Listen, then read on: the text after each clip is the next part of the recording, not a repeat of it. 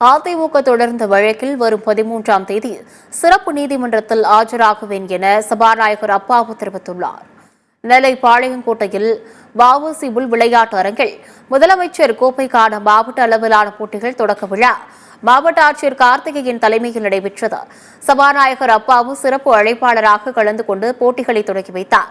பின்னர் செய்தியாளர்களிடம் பேசிய அவர், ஒரு விழாவில் தான் ஏதோ ஒரு கருத்தை சொல்லியதாக அதிமுக வழக்கறிஞர் வழக்கு தொடர்ந்துள்ளார் என்றும் அது சம்பந்தமாக எந்த சம்மனும் தனக்கு வரவில்லை எனவும் தெரிவித்துள்ளார்.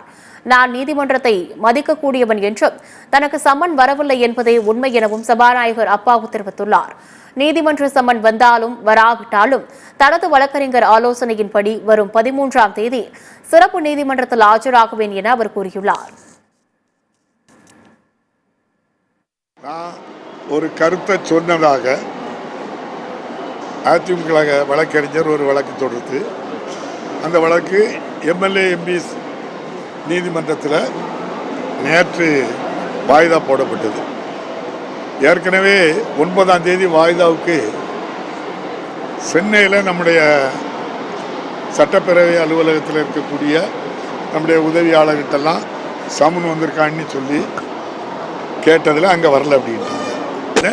வர்ற 13ஆம் தேதி 100% நீதிமன்றத்தில் போய் ஆஜராகும். எல்லாருக்கும் அது ஒன்று தானே.